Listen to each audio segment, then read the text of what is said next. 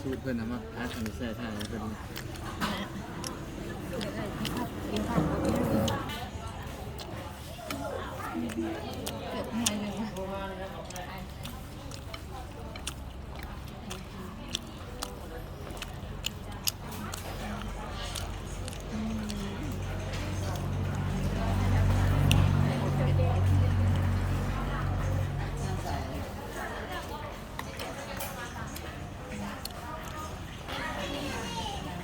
ทำก่อน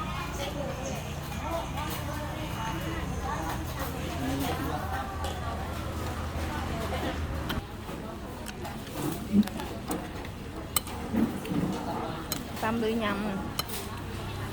ผักเลยเขากินแบบนี้กินแต่ตอนว้าย